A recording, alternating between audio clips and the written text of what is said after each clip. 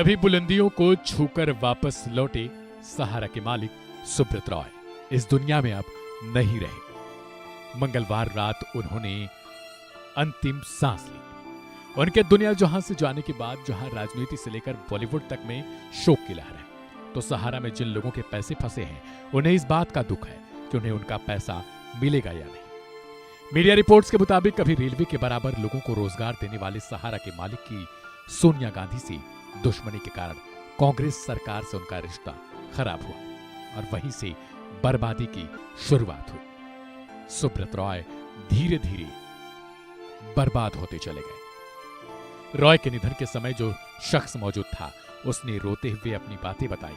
उसने कहा कि अंदाजा भी नहीं था कि अगले ही पल कुछ ऐसा भी होगा। तबीयत थोड़ी बिगड़ी परसों, हाँ तो आए, पर वही हमको तो वही लगता था कि चलो थोड़ा स्टेबल होके जाएंगे, बट अचानक I don't know what to say. हमारे लिए तो बहुत करीब से हम उनको जानते हैं और मैं कह सकता हूँ कि इतना बड़ा देशभक्त, इतना पैशन कंट्री के लिए, और हर पर्सन जो उनसे जुड़ता था उनके साथ उनका एक जो पर्सनल रैपो होता था, जिस तरह वो एक एक का ख्याल रखते थे पर्सनली, वो ऐसे ही नहीं सहारा परिवार कहते हैं हम लोग।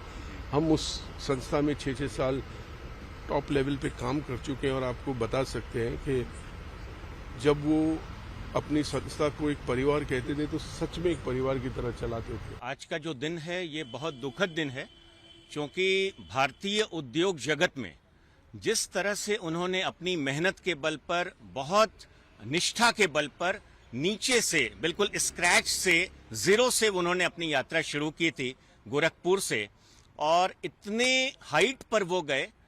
मैं कहूंगा कि हाईली स्पिरिचुअल पर्सन थे वो, बहुत अधिक आध्यात्मिक थे, बहुत अधिक राष्ट्रवादी थे।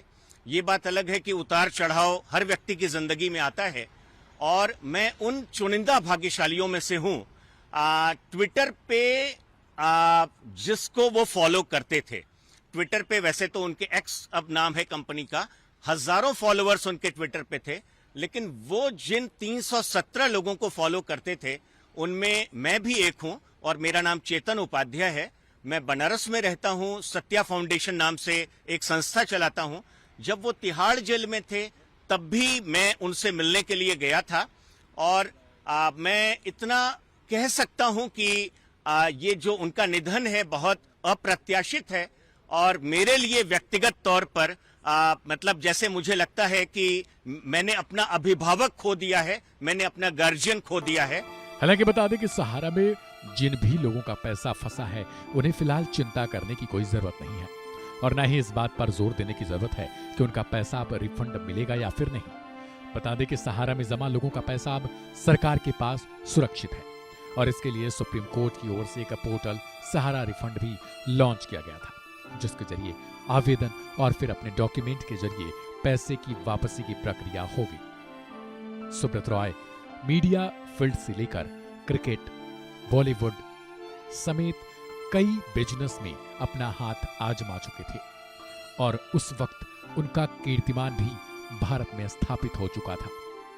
लेकिन वो कहते हैं ना कि आदमी कब अर्श से फर्श पर आ जाए उसे कुछ नहीं पता होता। कुछ ऐसा ही सुब्रत रॉय के साथ हुआ था। इस खबर में फिलहाल इतना ही। बाकी के अहम और ताजा अपडेट्स के लिए सब्सक्राइब करें वन इंडिया हिंदी।